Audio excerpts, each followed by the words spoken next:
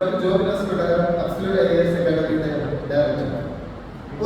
Civil service ഓഫീസറാകുവാൻ ആഗ്രഹിക്കുന്ന ആസ്പിരന്റിന് ഏറ്റവും അധികം വേണ്ട ഗുണമെന്ന് ഐ ഡിസേർവ് സക്സസ് എന്നുള്ള ഒരു തോട്ട് പ്രോസസ്സാണ് ഒരു സിവിൽ സർവീസ് ആസ്പിരന്റിന് ഏറ്റവും ആഗ്രഹം.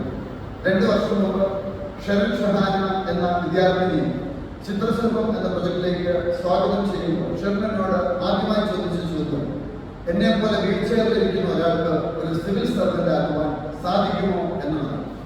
എന്നാൽ ഇന്ന് ഷെറിൻ ഷഹാന എന്ന ഒരു സാധാരണ വിദ്യാർത്ഥിനിയല്ല, മറിച്ച് ഇന്ത്യ മുഴുവൻ അറിയപ്പെടുന്ന ഒരു സിവിൽ സർവീസ് ഓഫീസറായി മാറിയിരിക്കുന്നു.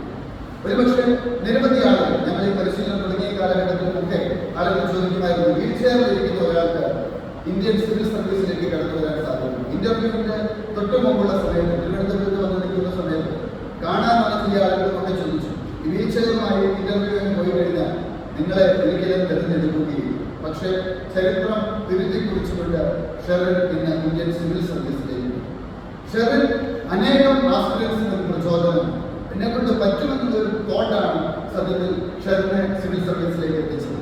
പ്രൊജക്ട് ചിത്രശില്പം എന്നുള്ള ഒരു പ്രോഗ്രാം ഡിസൈൻ ചെയ്യുമ്പോൾ ഡിഫറൻ്റ്ലി ഏബിൾഡ് ആയിട്ടുള്ള വിദ്യാർത്ഥികളെ ഇന്ത്യൻ സിവിൽ സർവീസിലേക്ക് എത്തിക്കുക എന്നൊരു ലക്ഷ്യമായിരുന്നു എൻ്റെ മനസ്സിലുണ്ടായിരുന്നത്. ഇന്നത് യാഥാർത്ഥ്യമായി. മാറിയ കാലാവസ്ഥയിൽ ഒരു സിവിൽ സർവീസ് ആസ്പിരന്റ് എങ്ങനെ പഠിക്കും, എന്ത് പഠിക്കും? UPSC എന്ന ആവശ്യപ്പെടുന്ന ഏറ്റവും പ്രധാനപ്പെട്ട കാര്യം ക്ലാരിറ്റി ഓഫ് തോട്ടാണ്.